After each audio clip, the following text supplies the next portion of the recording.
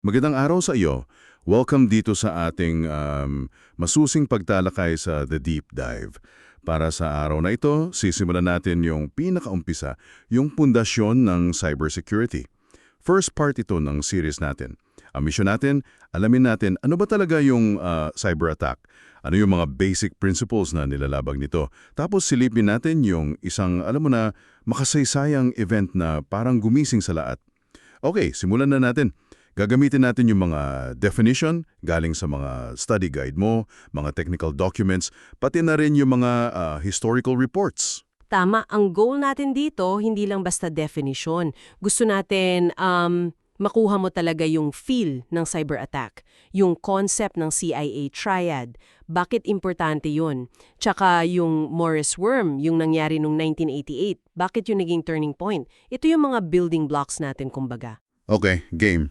Unahin natin yung basic. Ano ba talaga ang cyber attack? Parang simple, pero sa mga sources natin, lalo na dyan sa guide mo, sinasabi na ito isang hindi otorisadong aksyon. Ang goal, pwedeng magnakaw, magbago, mag-expose o manira ng data. Ginagawa ito sa pamamagitan ng pagpasok sa mga digital system, computers, networks, ganyan.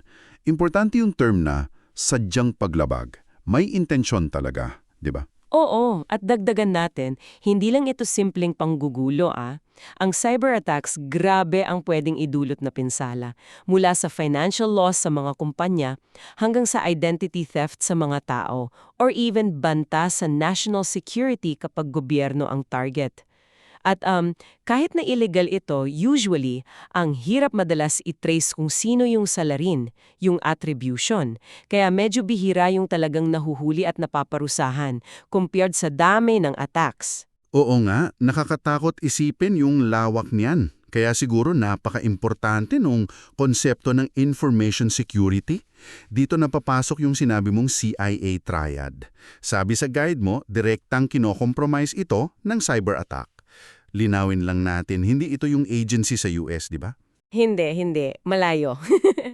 Sa InfoSec, yung CIA triad, ito yung parang tatlong haligi. Fundamental model ito. Confidentiality, integrity, at availability. Ito yung tatlong bagay na kailangan nating protektahan. Parang upuan na may tatlong paa. Pag nawala yung isa, yari. Okay. Isa-isahin natin. Confidentiality. Ano to? Kumpidensyalidad? Tama.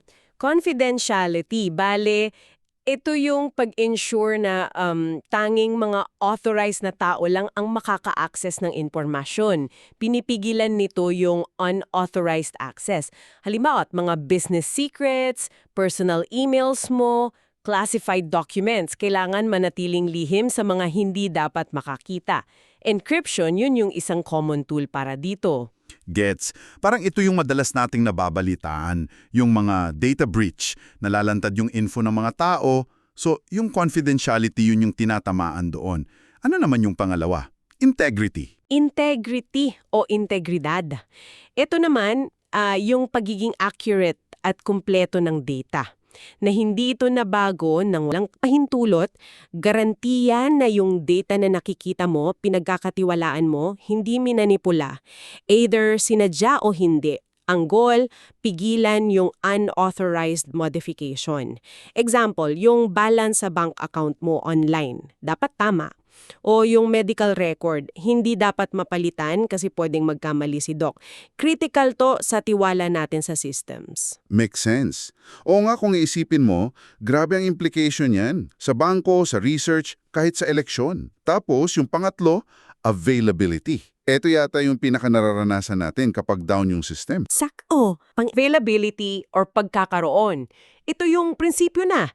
Dapat yung info at systems andyan, gumagana, accessible sa authorized users kapag kailangan nila. Kasi, di ba kahit confidential at accurate ang data, kung hindi mo ma-access pag kailangan mo, dito pumapasok yung mga DOS or DDoS attacks.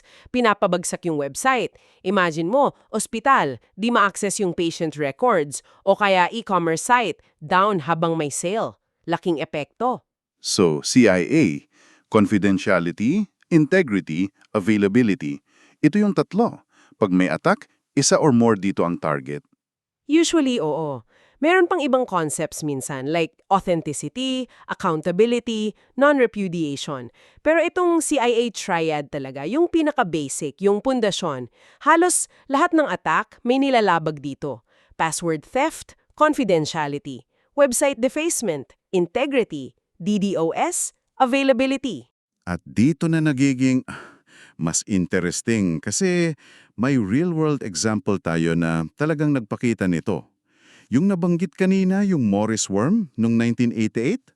Bakit daw to pivotal event? Ano bang nangyari? Oo. Napaka-importante niyan sa history ng cybersec. Si Robert Tappan Morris, graduate student sa Cornell noon, pinakawalan niya to noong November 2, 1988. Ang sabi, hindi daw niya intensyon manira. Gusto lang daw sukatin gaano kalaki yung internet. Pero may mali sa code, naging sobrang bilis kumalat. Ito yung unang internet worm na nakakuha ng malawakang atensyon. Tandaan natin, baby pa lang yung internet noon. Mas maliit, mas academic. Gaano kabilis? May nabasa ako parang nakakagulat daw.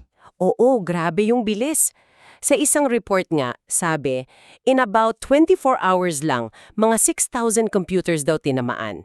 Parang konti ngayon, pero noong 1988, that was roughly 10% ng buong internet noon. Imagine, isa sa 10 machine apektado. Biglang gulo. Grabe. So, anong CIA principle yung pinakatinamaan dito? Primarily, integrity at availability. Integrity, kasi nag-i-install siya ng sarili niya without permission, binabago niya yung system. Pero yung pinakamatindi, availability. Dahil sa bug, paulit-ulit siyang nagre-replicate at kumokonekta sa iba.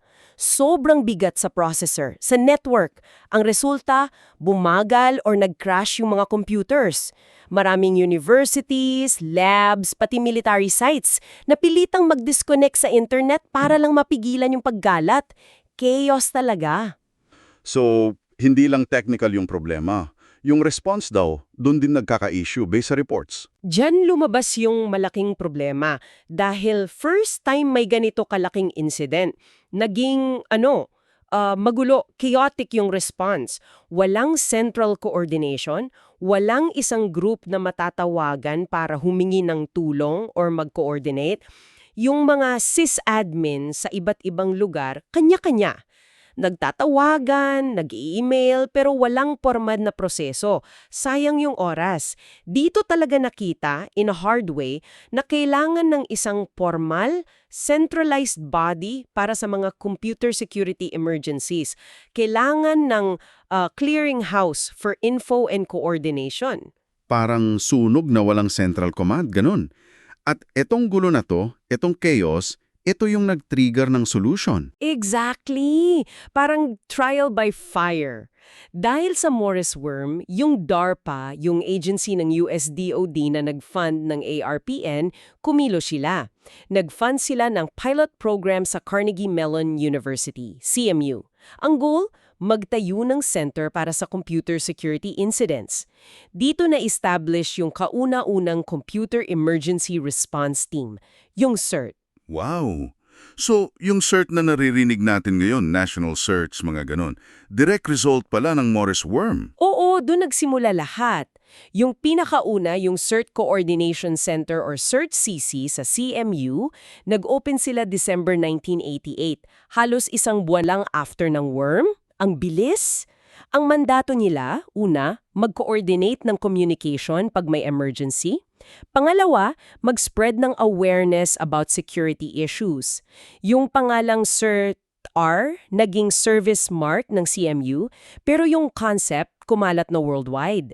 Ang linaw ng connection. Problem leads to solution. Dito nagtatagpo yung computer science, yung mga network vulnerabilities, worms, tapos organizational theory and history. Paano nabubuo yung mga response structures after a crisis? Ang Morris Worm, hindi lang technical event. Nagpabago talaga ng landscape. So, para sa iyo na nakikinig namin, ano ang takeaway natin dito? Ngayon, alam na natin na ang cyber attack di lang hacking. Paglabag ito sa CIA triad. confidentiality, integrity, availability. At nakita natin sa Morris Worm incident kung paano yung failure sa security, lalo na sa integrity at availability. At yung gulo sa response, yun yung nagbunga ng unang CERT, yung simula ng organized response. Tama. At para masigurado nating naintindihan mo, tanungin mo sarili mo, kaya mo na bang i-explain in your own words yung C, I at A? Yung kahalagahan ng bawat isa.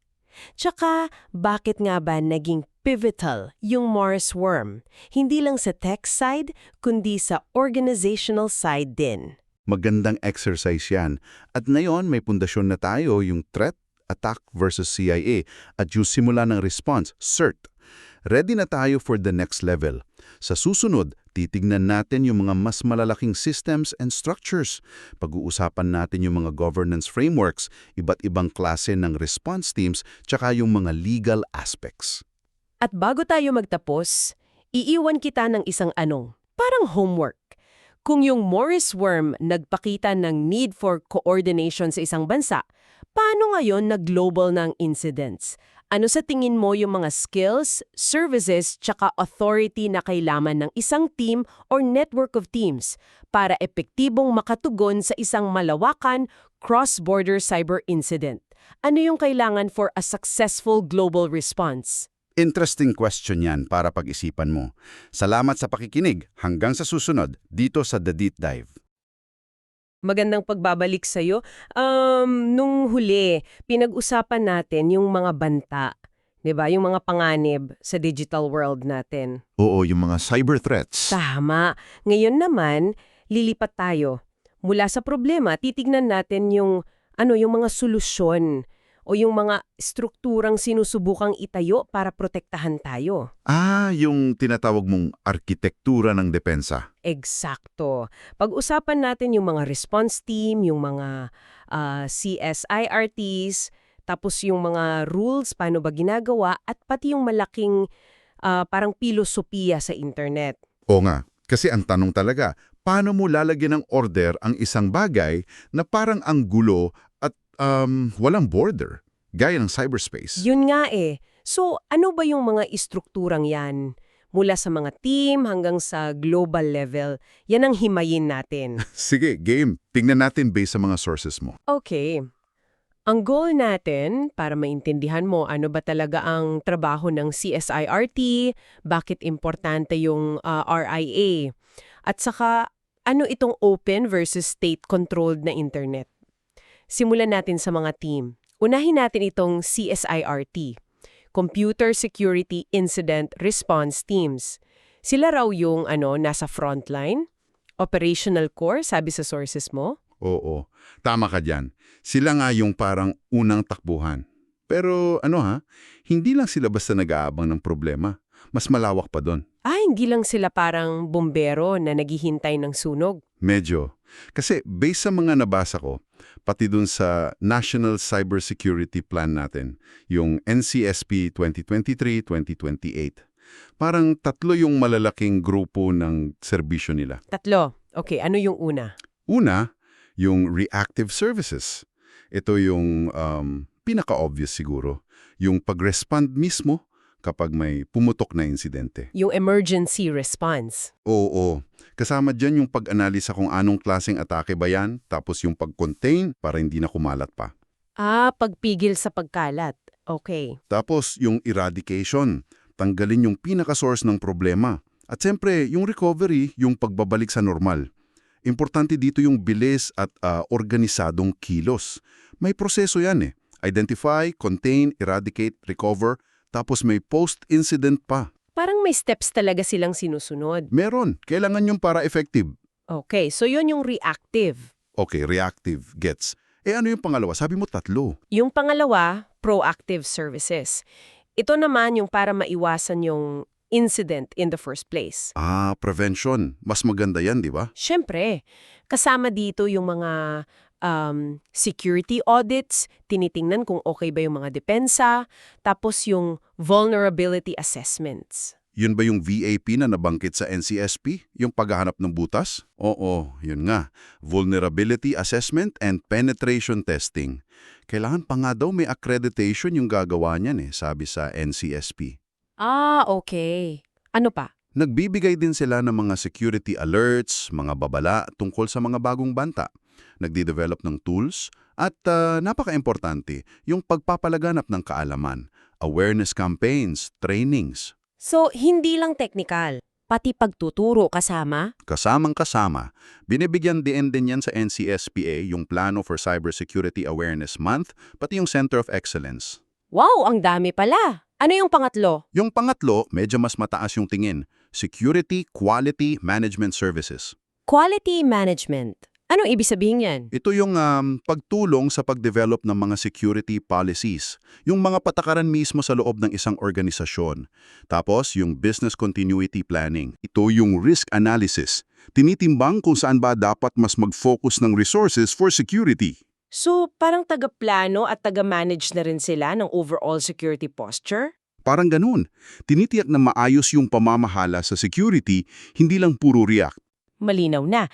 Reactive, proactive, at quality management. Pero nabanggit mo rin na iba-iba raw ang klase ng CSIRT. May national, may panggobyerno. Hindi ba magulo yun? Oo. May iba't ibang klase nga sila. Depende kasi sa constituency nila, yung community na siniserbisyuhan. May national tulad ng NCIRT natin dito na plano pang palakasan kasama ng NSOC under the NCSP. Okay, national level. Meron ding panggobyerno lang, mga GovCert. Pang-akademya, historically, sila pa nga yung mga nauna. Tapos may mga commercial yung nagbebenta ng services at syempre, pang-militar. So, kanya-kanyang focus. Oo, hindi naman ibig sabihin masama yun. Kailangan kasi, iba-iba din ang approach depende sa sektor. Ang challenge lang talaga dyan ay yung coordination. Yung pag-uusap-usap nila. Oo, yung information sharing. Para kahit magkakaiba sila, nagtutulungan pa rin para sa pangkalahatang depensa. Okay, gets ka na yung papel at klase ng mga CSIRT. Ngayon, lumipat tayo sa paggawa ng rules. Kasi, di ba, kailangan din ng maayos na patakaran para suportahan yung trabaho nila. Tama. Dito papasok yung Regulatory Impact Assessment o RIA. RIA, ito ba yung nabanggit sa ARTA, Memo Circular? Yung sa Ease of Doing Business Act? Yun nga, ang RAI, basically, isang proseso yan para masigurado na yung mga regulasyong gagawin natin, kasama na yung sa cybersecurity, talagang effective at hindi lang pabigat? So, parang quality control bago maglabas ng bagong rule? Para hindi tayo gumawa ng batas na maganda pakinggan pero ang hirap pala sundin? Pwedeng sabihin ganon, parang think before you regulate. Tinitignan kasi nito yung potential impact bago pa maipatupad. Ex-ante assessment ang tawag. Ano yung mga tinitignan sa RIA? Maraming steps yan. Una, kailangan malinaw muna. Ano ba talaga yung problema na gustong solusyonan? Define the problem. Tapos, ano yung objectives ng regulasyon? Okay, problema at layunin? Sunod, maglista ng iba't ibang options. Hindi lang yung proposed rule. Kasama dapat yung option na wag nang gumawa ng bagong rule, yung status quo, o baka may ibang paraan, hindi kailangang regulasyon. Hindi automatic na regulation agad ang sagot. Hindi dapat. Tapos, ia-assess yung potential impacts ng bawat option. Dito napapasok yung cost-benefit analysis. Ano ang gastos? Ano ang benepisyo? Sa ekonomiya, sa tao, sa gobyerno. Both yung quantifiable at qualitative. Pati yung hindi nasusukat sa pera? Tapos, super importante, yung stakeholder consultation. Kinakausap yung mga maaapektuhan. Yung industriya, yung publiko, ano ba ang tingin nila? Para may input sila. Oo, para hindi top-down lang. Tapos, based sa lahat ng ebidensya, pipiliin yung pinakamagandang opsyon. Mukhang masusing proseso nga. Nabanggit din sa isa mong source yung galing sa NPC, yung Privacy Impact Assessment o PIA. Medyo katunog niya yung RIA. Related ba sila? Related sila sa prinsipyo, yung pag-assess muna bago kumilos. Pero magkaiba yung focus. Ang PIA, na requirement ng Data Privacy Act, specific yan sa privacy risks. Sa personal data lang. Yes. Tinitingnan kung yung isang project ba o system may panganib sa privacy ng data subjects. Mas focused, mas micro-level kumbaga. Ang RIA mas malawak. Mas pangkalahatan. Oo. Tinitingnan niya yung epekto ng kahit anong regulasyon sa buong lipunan. Ekonomiya, competition, environment, etc. Hindi lang privacy. So magkaiba ang scope pero parehong tool for better governance. Okay, malinaw ang pagkakaiba. So may themes na tayo, CSIRT, may proseso sa rules RIA.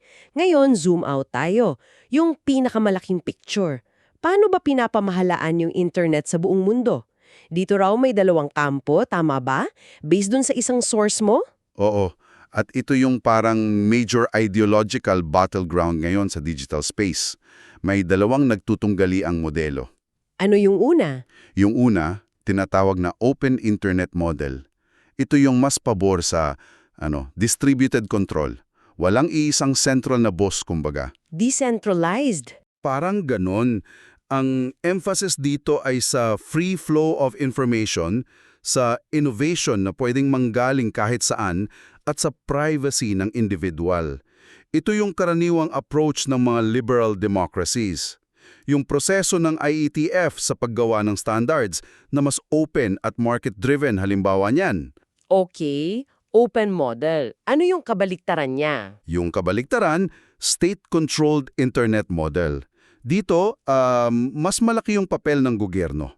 Sila yung nagdedikta. Centralized control ng state. Oo, mas priority dito yung national security, social order at yung control sa impormasyon. Kaya madalas kasama dyan yung censorship, surveillance, pag-filter ng content. Mga anong bansa ang halimbawa nito? Well, ang laging nababanggit dyan ay China, Russia. Yung approach ng ITUT ang UN na mas state-centric, medyo mas aligned din dito. So, parang kalayaan versus control talaga ang labanan. Ano yung epekto nitong pagkakahati na to? Nararamdaman ba natin yan? Oo. At lumalala pang araw sabi sa source, yung tinatawag na fragmentation.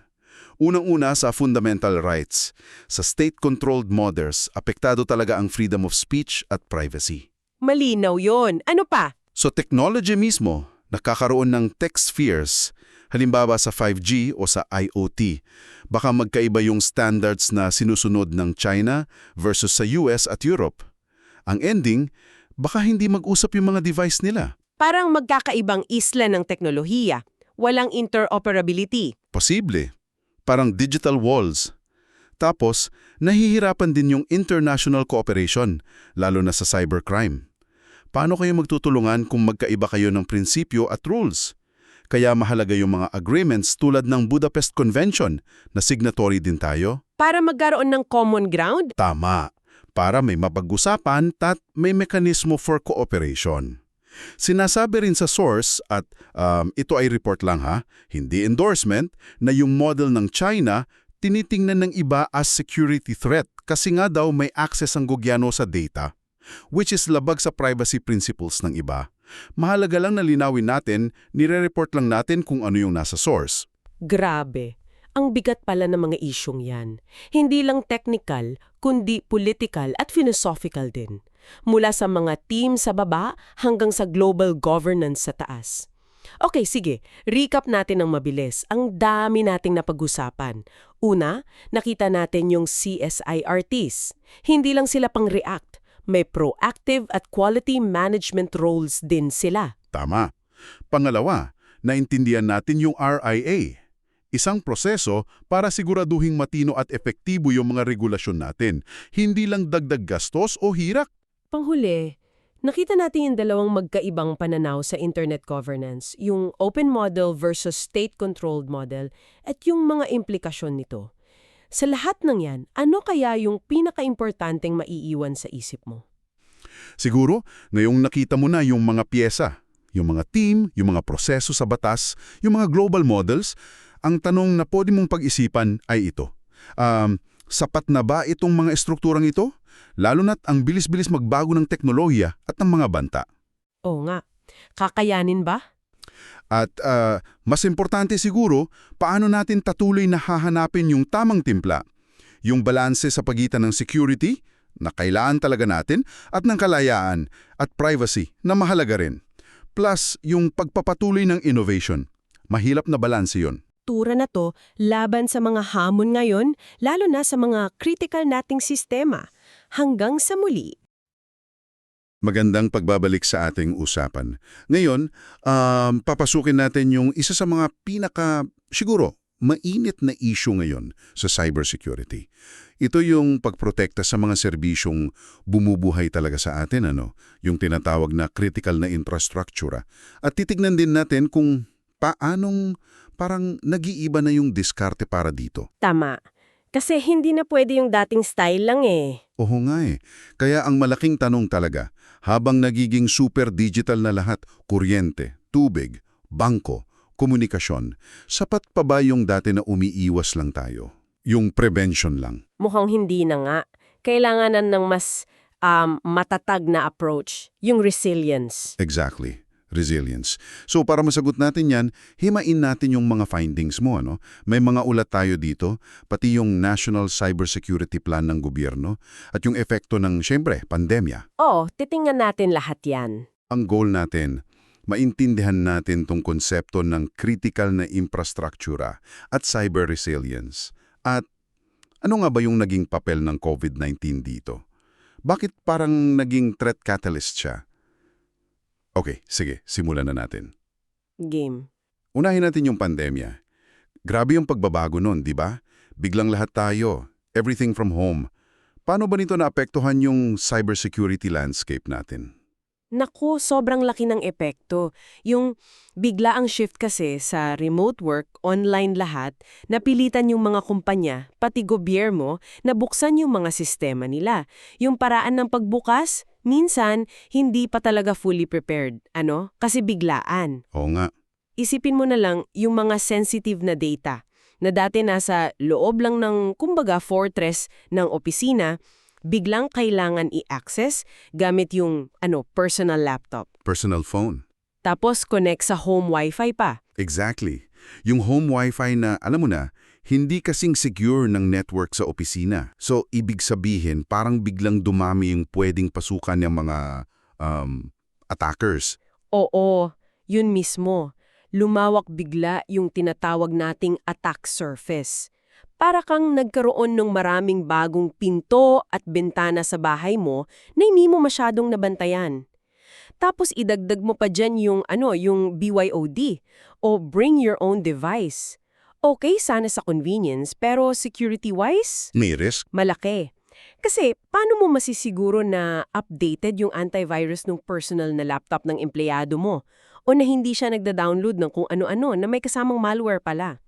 Mas madali silang makahanap ng butas, kumbaga. At nakita ba natin to sa datos? Dumami ba talaga yung mga cyber attack? Oo, at kitang-kita talaga yung pag-spike. Grabe yung pagdami ng cybercrime. Halimbawa, phishing. Yan yung mga email or text na mukhang lehitimo pero sell nila makuha yung login details mo o mapindot ka ng link na delikado. May survey nga nung kasagsagan ng pandemya, test yan ata yun, 2020. Sabi, halos kalahati raw ng mga empleyado, 47%, umamin na nakapag-click ng phishing email habang naka-work from home. Kalahati. Ang dami nun. Sobrang dami.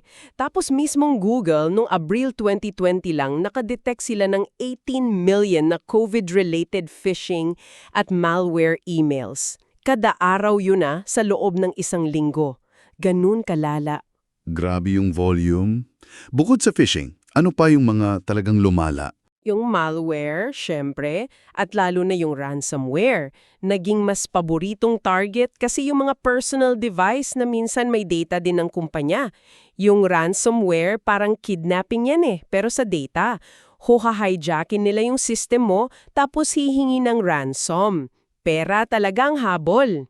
Dito sa Pilipinas, ramdam din ba natin yung pagtaas? Sobra.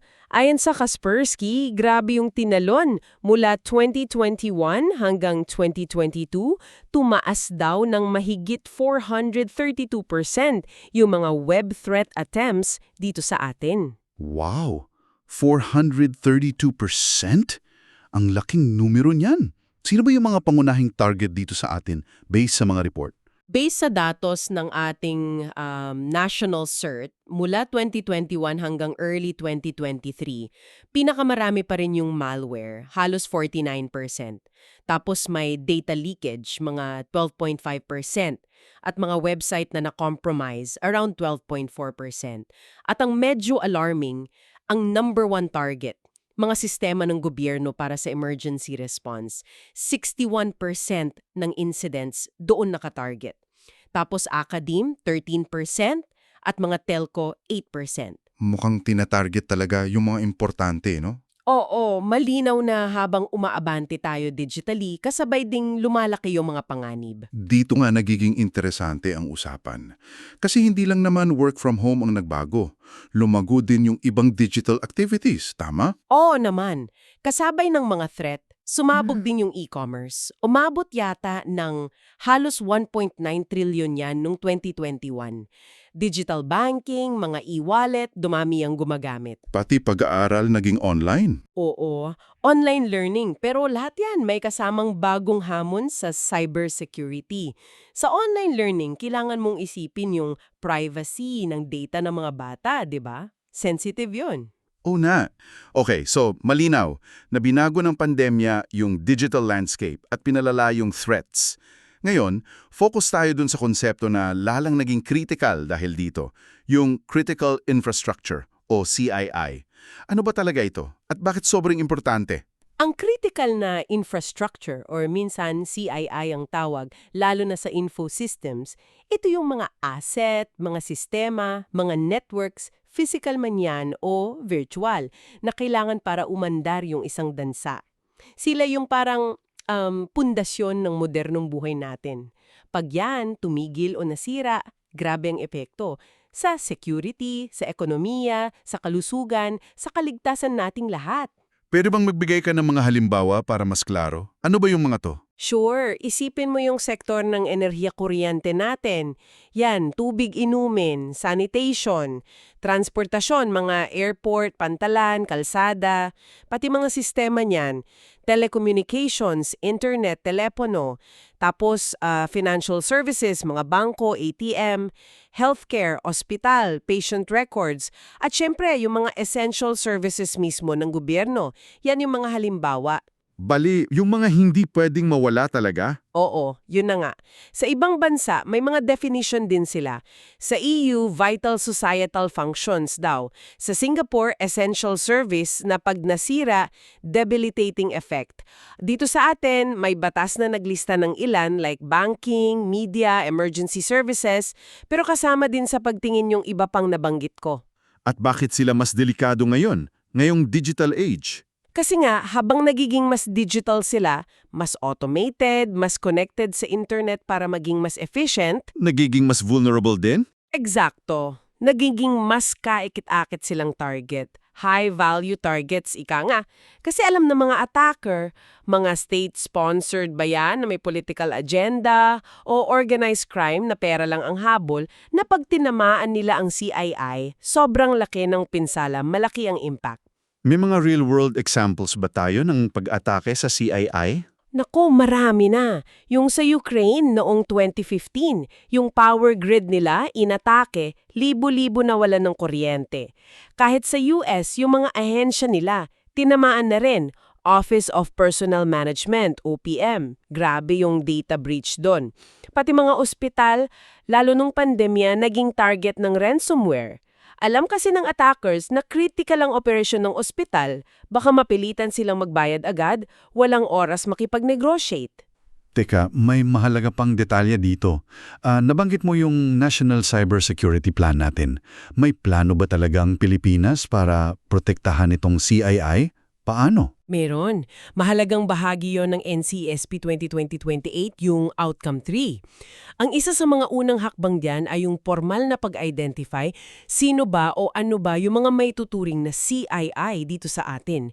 Both public and private sector yan. May sunod-sunod silang kriteriya para dyan. Tinitingnan nila yung potential na epekto pag na-disrupt yung serbisyo nila. Okay. Ano yung mga tinitingnan dun sa criteria? Parang checklist ba yan? Parang ganon. Tinitingnan yung confidentiality, gaano ka-sensitive yung data nila, economic impact, gaano kalaki ang epekto sa ekonomiya, affected population, ilang tao ang maapektuhan, public peace and order, magkakagulo ba?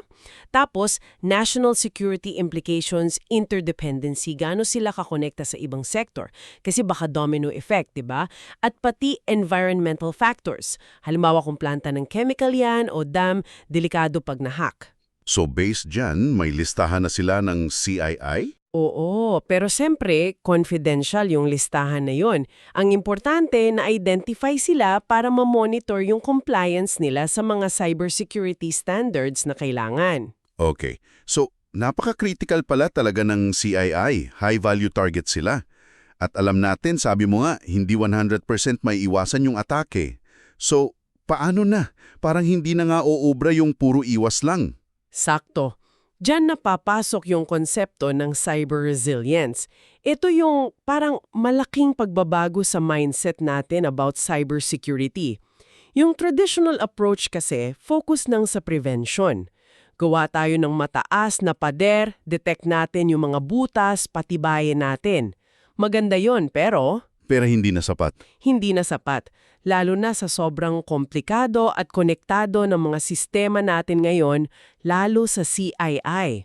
Hindi na practical or realistic isipin na mapipigilan natin lahat ng atake. Imposible yun. Kung ganon, ano yung pinaka-core ng resilience? Ano ang focus nito kumpara sa prevention? Kung ahibahan nito ay ang cyber resilience tinatanggap mo na yung realidad na, alam mo yon, mangyayari talaga yung breach o insidente, hindi if, kundi when. So ang focus nag-shift. Imbes na purely prevention, ang resilience ay tungkol sa kakayahan mo na, una, protektahan pa rin yung pinaka-critical mong functions kahit inaatake ka. Pangalama, mapanatili yung operasyon mo kahit papaano, business continuity yun. At pangatlo, makarecover ka ng mabilis at maayos pagkatapos. Parang sa boxing. Hindi lang puro ilag, dapat marunong ka ring tumanggap ng suntok tapos tumayo ulit ka agad. Perfect analogy. Ganun nga. Kailangan mong malaman paano i-absorb yung impact, paano hindi tuluyang bumagsak, at paano makabalik sa laro. May mga specific na techniques dyan. Halimbawa, microsegmentation. Parang sa barko, may mga compartments. Pag nabutas yung isa, hindi agad lulubog lahat. Okay, parang paghiwahin ng systems. Oo. Tapos yung zero trust architecture. Ang prinsipyo niyan, never trust, always verify. Kahit nasa loob ka na ng network, kailangan mo pa ring patunayan na ikaw nga yan at may permiso ka. Hindi yung basta nasa loob, okay na. At syempre, kasama dyan yung pagkakaroon ng maayos at nasubukan ng business continuity plan, regular data backup na isolated, at incident response procedures na na-practice na. Hindi yung pag nagkaproblema, saka palang mag-iisip anong gagawin. At itong mga konsepto ba ng resilience, may mga standard frameworks na sumusuporta dito? Meron. At isa sa pinaka-widely used at binabanggit din sa NCSP natin as guide para sa CII audit ay yung NIST Cybersecurity Framework. May 5 core functions yan. Identify, protect, detect, respond, recover. Ang ganda niyan kasi hindi siya linyare, paikot siya. Paano yun? Yung identify, alamin mo kung ano yung mga assets mo, ano yung mga risk. Protect, lagyan mo ng mga safeguards. Detect, paano mo malalaman agad kung may nangyari. Respond, anong gagawin mo pag may insidente na. At recover, paano ka babalik sa normal at ano yung lessons learned. Dati kasi parang failure na pag umabot ka sa respond or recover. Ngayon, part na talaga yan ng cycle. Expected na mangyari kaya dapat planado. Resilience yun. At kung titingnan natin yung bigger picture, bakit sobrang critical na maging resilient, specifically yung ating CII? Dahil nga sa potential impact, hindi lang yung kumpanya o ahensya na yun ang apektado eh. Domino effect yan. Isipin mo ulit, malawakang brownout dahil sa hack sa power grid. Bagsak ang sistema ng bangko, walang komunikasyon, paralisado ang ekonomiya, apektado ang national security, pati yung pang-araw-araw na buhay natin. Kaya yung cyber resilience ng CII, hindi na lang siya technical issue. National security concern na talaga siya. Kailangan ng whole-of-nation approach dyan. Gobyerno, pribadong sektor, lahat. Nabanggit mo yung national security? Mukhang lagpas na talaga sa technical side ito, no? Ang daming aspeto na pala ang involved. Oo, talaga. Dito mo makikita yung pagiging interdisciplinary ng cybersecurity. Konektado siya sa national security, kaya nga yung NCSP natin naka-align sa national security strategy, part siya ng risk management, yung pag-identify ng CIII, risk-based yon, at syempre public administration, yung papel ng gobyerno sa pag-set ng standards, pag-enforce ng compliance, lalo na sa CIII. Lahat yan para masiguro yung tinatawag nating societal continuity, yung patuloy lang na pag-andar ng lipunan natin kahit may mga banta. Grabe, ang dami natin na-cover. Mula sa kung paano tayo binago ng pandemya hanggang dito sa bagong diskarte ng resilience. Kaya para sa iyo na nakikinig, ano ba yung mga key takeaways dito? Una, nakita natin kung paano pinanawak ng biglaang pagiging digital natin yung attack surface. Mas marami ng pwedeng targetin. Pangalawa, naintindihan natin yung critical na infrastructure, yung mga pundasyon talaga ng buhay natin at bakit sila sobrang importante at target. At pangatlo, at ito siguro yung pinaka-crucial, yung strategic shift mula sa pag-asa lang sa prevention o pag-iwas, papunta na tayo sa pagiging matatag, sa pagiging cyber-resilient, yung handang humarap, sumalo at bumangon mula sa mga cyber attack. At base nga sa lahat ng napag-usapan natin, heto ang isang tanong para sa'yo.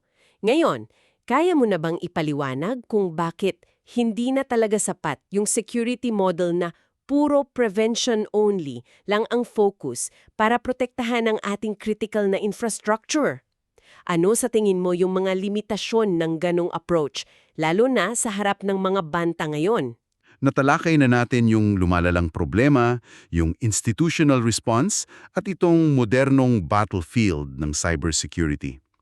Mula sa mga pundasyon sa naunang modules hanggang dito sa resilience. Sa ating epilogo, pagsasama-samahin natin lahat ng to at titingin tayo sa hinaharap nitong walang katapusang laban. Bilang paghahanda, siguro pagnilayan mo muna itong core tension na lumabas sa usapan natin, yung papalaki nating pag-asa at pagdepende sa mga digital system para sa halos lahat versus sa katotohanan na itong mga system na ito may mga inherent vulnerabilities, may mga kahinaan talagang hindi mo 100% matatanggal. Paano natin ibabalansi yung convenience at efficiency na bigay ng teknolohiya laban dun sa mga panganib na kasama nito, lalo na pagdating sa mga serbisyong pinakakailangan natin. Yan ang malaking tanong na papasukin natin sa susunod. Maraming salamat sa iyong pagsama sa malalimang pagsusuring ito dito sa The Deep Dive. Hanggang sa ating susunod at huling pagtalakay para sa seryeng ito. Maligayang pagbabalik sa ating pinakahuling pagsama-sama para sa season na ito. Medyo marami-rami tayong napag-usapan, no? Oo nga, mula sa mga ugat ng cyber threats, yung mga depensa, hanggang sa yung kaisipan na kailangan ngayon yung resilience. Tama. At ngayon, bubuin natin lahat yan. So ang mission natin, kumbaga, ay tingnan yung buong larawan gamit yung mga pinag-aralan natin. Exactly. At yung pinakatanong siguro, habang tinatahak natin itong landas, mula sa mga basic hanggang sa modernong resilience, ano ba talaga yung pinakapuso, yung patuloy na hamon sa cybersecurity governance? Magandang tanong yan. Kasi yung paglalakbay na to, hindi lang naman tungkol sa tech Tungkol din to sa paano nag-evolve yung pag-unawa natin. Mula dun sa dating akala natin na okay, iwasan lang natin yung atake, hanggang sa pagtanggap na, teka, hindi pala maiiwasan lahat, kailangan maging matatag. Oo nga.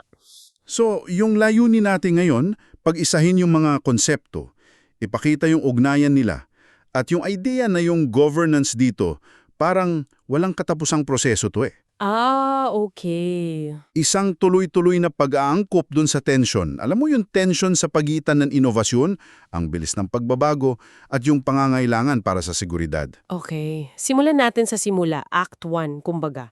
Yung problema mismo. Paano nga ulit natin binalangkas yung pag-intindi dun sa pinsala sa digital world para maalala nating lahat? Oo. Ginamit natin yung CIA triad. Naalala mo yon? Oo, CIA triad. Confidentiality, Tama. confidentiality, integrity, at availability. Yun yung tatlong haligi. Ito yung basehan para maintindihan natin ano ba yung pinoprotektahan natin. Okay. Confidentiality, simpleng sabi, yung sikreto, dapat sikreto lang sa may karapatan. Walang unauthorized access. Tama. Integrity naman. Yung data, dapat totoo at hindi na bago ng walang pahintulot. Mapagkakatiwalaan. Okay. Hindi na tamper. Exactly. At yung availability, lalo na sa mga critical systems, di ba? Sa mga industriya, kailangan gumagana yung sistema kapag kailangan. Oo, pag kailangan mo, andyan. Tulad ng ATM. Oo, parang ganun. Pag down ng sistema ng bangko, failure yun ng availability. Yun yung basehan sa pag-assess ng impact ng attacks. At naalala ko rin malinaw sa usapan natin na hindi lang ito puro teknolohiya. May maagang insidente na parang wake-up call sa lahat, di ba? Oo, importante yun. Yung Morris worm, mga 1988 pa yun. Ah, yun nga. Isa yun sa mga pinakaunang worm na kumalat talaga ng husto sa internet noon, na halos nagpapabagsak na sa network. Grabe. At ang aral doon na paulit-ulit nating nakita sa mga sources, hindi sapat yung kanya-kanyang technical na depensa. Kahit may antivirus ka pa noon, kung walang kooperasyon yung mga tao, Walang mangyayari. oo, kailangan ng organisado at mabilis na tugon mula sa mga tao.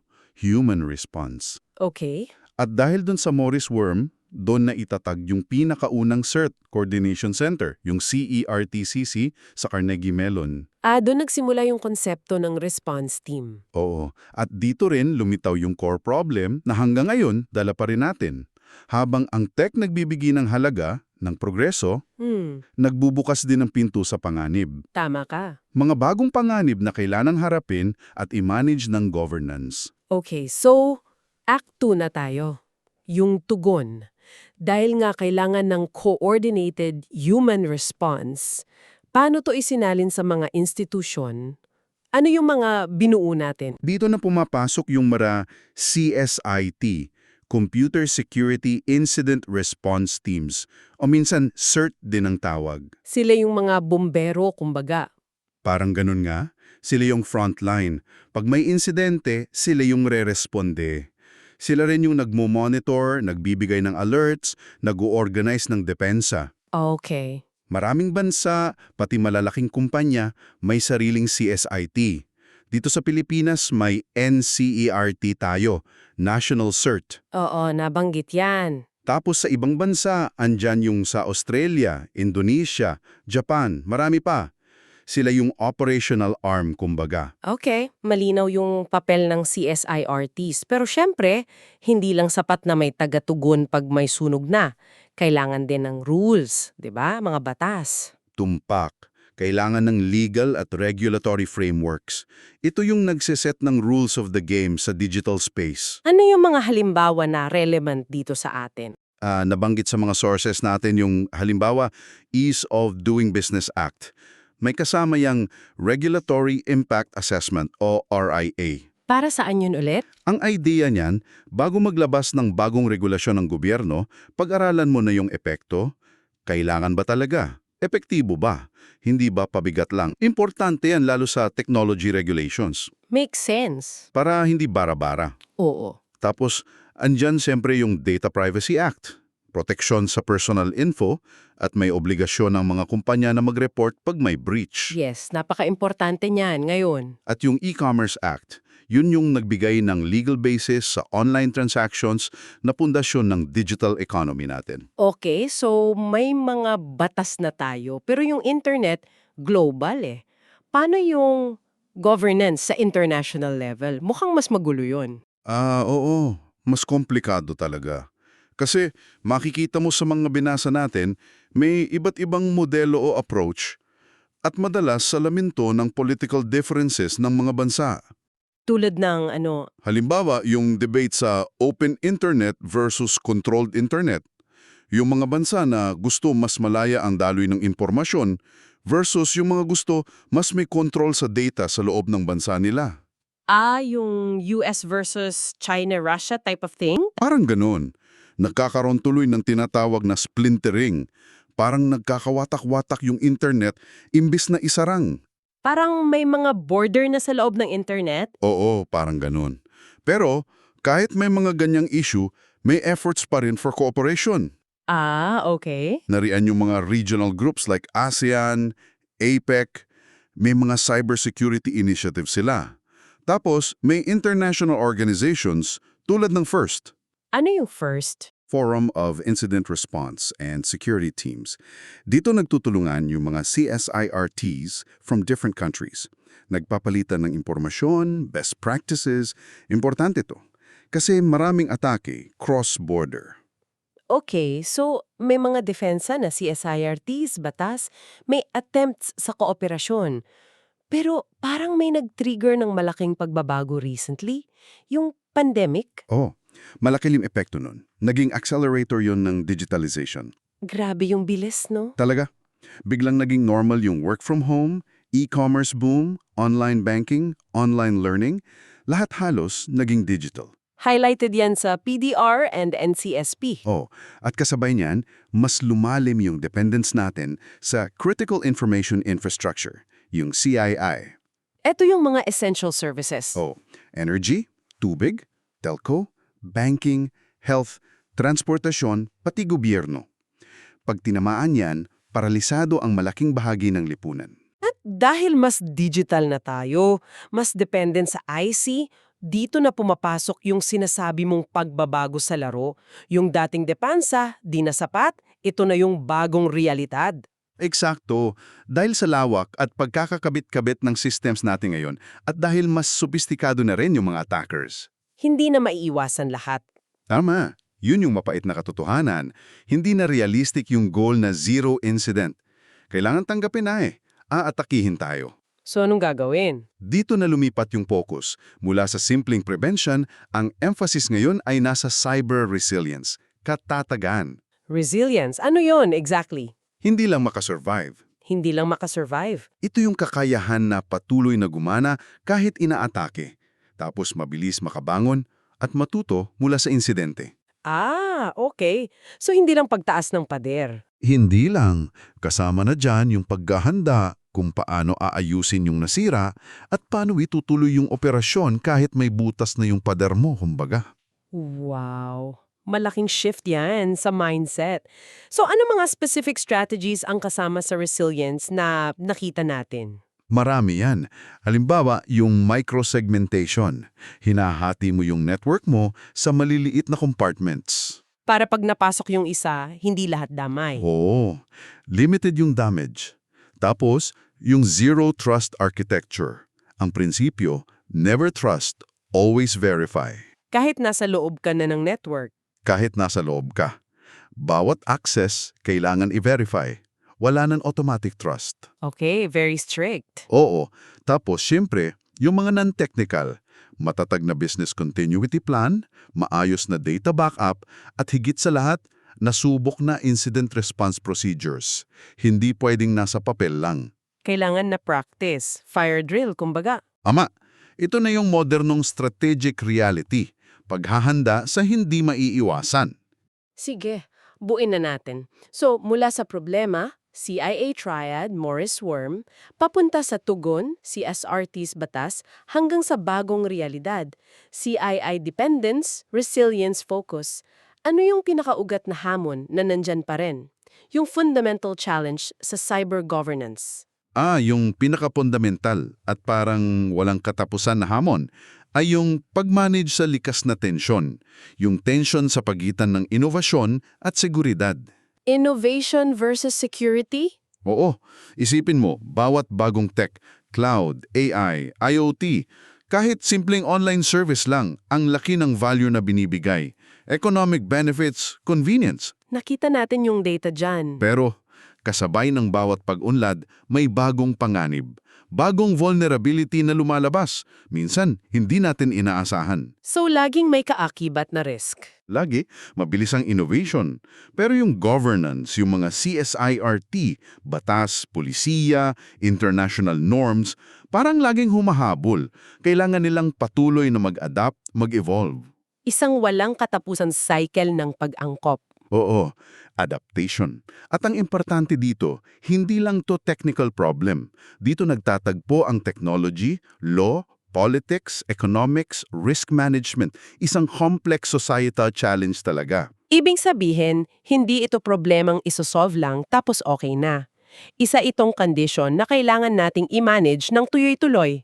Parang chronic illness na minamanage mo. Magandang analogy yan. Constant monitoring, adjustment, adaptation. Hanggat may digital innovation, andyan yan.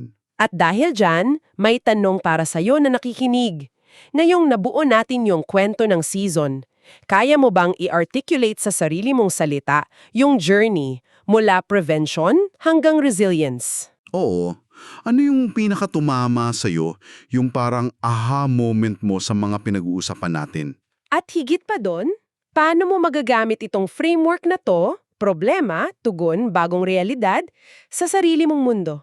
Sa trabaho, sa pag-aaral, or kahit sa personal life? Hinihikayat ka naming subukan mong gamitin to at tingnan mo yung mga balita sa cybersecurity gamit tong lente na to. Marami pa rin nangyayari, di ba? Oo, yung mga nabanggit sa PDR, NCSP, pagtaas ng cybercrime. Mga banta sa CII, yung pangangailangan pa rin sa reform, sa pagpapalakas ng NCET, sa skills development. Makakatulong tong framework para mas maintindihan yon. Sana nga, para mas malalim yung analysis. Okay, dito na nagtatapos ang ating pagsusuri para sa season na ito. Yung balangkas na tinalakay natin, technical principles, institutional response, strategic resilience, mahalaga yan sa pag-navigate sa cyber challenges ngayon at sa hinaharap. At bilang huling food for thought, kung alam nating imposible ang 100% security, paano tayo magdedesisyon kung anong level ng risk ang acceptable? Mahirap na tanong yan. Oo. Ano ang handa nating i-trade-off para sa mga benepisyo ng digital innovation? Saan natin iguguhit ang linya? Bilang individual, bilang kumpanya, bilang bansa. Isang tanong na kailangan nating lahat pag-isipan. Tama. Maraming salamat sa pagsama mo sa aming paglalakbay ngayong season. Hanggang sa muli.